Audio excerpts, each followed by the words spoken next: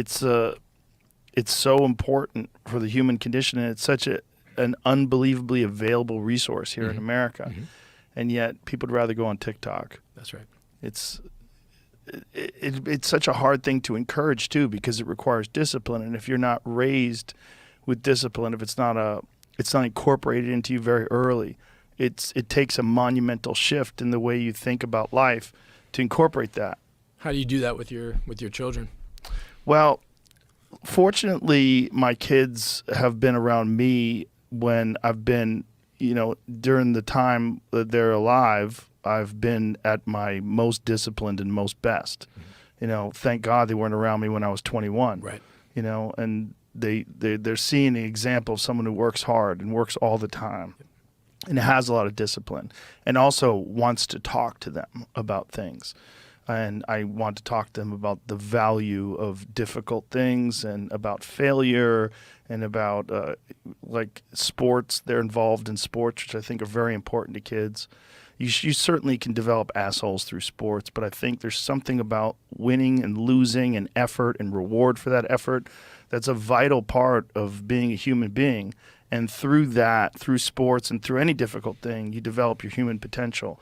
I think you only find it through struggle. You only find it through a difficult thing to acquire or a difficult thing to accomplish, and then doing that and recognizing that your boundaries are actually movable and that the boundaries that hold you back now are not permanent. That's right. They speak to your state at the moment, but that state, you can advance that state and you can do things to make your perspective more nuanced and enhance it. And hopefully they can learn from that. But there's also the problem that they're growing up in a loving household. They're growing up, the examples they have is people that are very kind and nice. And I think you do need to be exposed to a certain amount of assholes to understand the full scope of human beings. No question. And I feel so much of, my job as a father is creating this kind of adversity in my kid's life. I have to, and I need my children to learn the lessons that I've learned.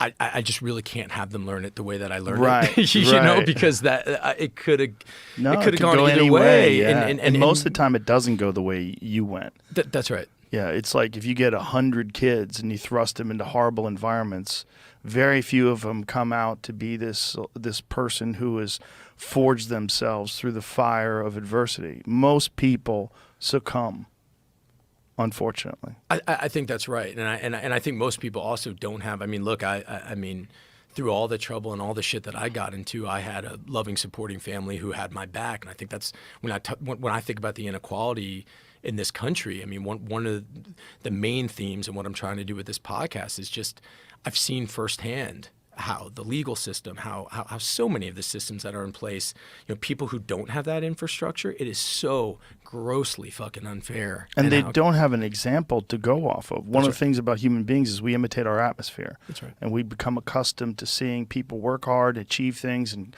people that are kind and ethical and honest. And we look at that as like, that's a value that I want to aspire to achieve. And if you don't have that around you and all you have around you is crime and drug-ridden streets and gang violence, and you don't know any other way to think or behave, you don't have an example of it. And there's very little effort done to change those neighborhoods. I mean, if you look at the amount of effort and the amount of resources that we pump into other countries, we pump into the military, we pump into all these various things, we always seem to have money for it.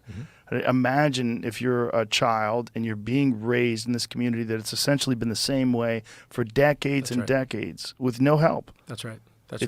You feel like an outsider, and you feel like the system is rigged. Absolutely. In many ways, it is. It is. I couldn't agree with that. Yeah, more. I couldn't agree with that more.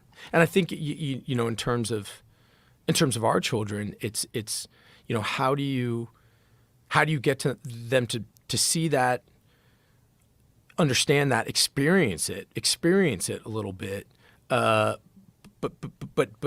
also understand those inequities and try to inspire them to do something about it. And I think for me it's just, again, people talk about like masculinity and this term that gets thrown around all the time, like this toxic masculinity and whatever the fuck that means.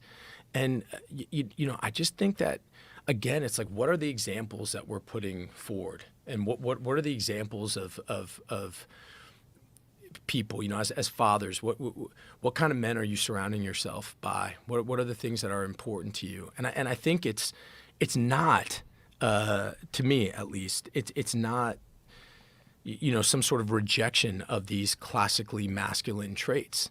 I think that, having the ability and understanding you have the responsibility to keep your family safe is absolutely essential in being a man and in providing. I think having a healthy relationship with violence, having an understanding of it. I think teaching your kids to have a relationship with violence where they're not being ruled by fear or shame, but they can have some sort of understanding, some sort of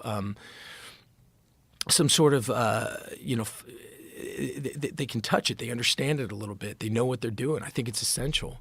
And I also think, being accepting, being kind, being open, being generous, being empathetic are also, part of being a man. And I think that, oftentimes, because so many of the people I think who are kind of leading the charge and who have, so much, sort of have so much of the platform at their disposal, are kind of leading in these sort of toxic ways where it's all a bunch of bombast and bullshit. And to me, it's been my experience, folks who really know what they're doing in that world, really don't need to, show off about it at all. Right, the people that are high achievers, they don't really have to beat their own chest and I think that's right. blow their own horn. I think that's right.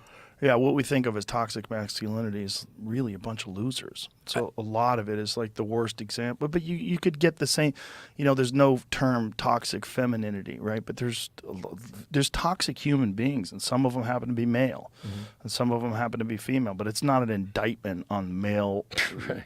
The male gender of the species. That's Right. crazy. Right. And the idea that you don't need men, that somehow or another, like, the female is the future. It's like, what are you talking about? That's crazy. You need a balance. There's a yin and a yang in this life for a reason. That's right. All of it goes together. That's right. It's just everybody has to do better. That's right. Yeah. And I think that's something that I've really, on this thing that I'm trying to do. I'm really just trying to put up examples of that, men and women who again really walk that walk and are not leading with sort of just, and trying to give whatever platform I have to those kinds of people who are real examples of that.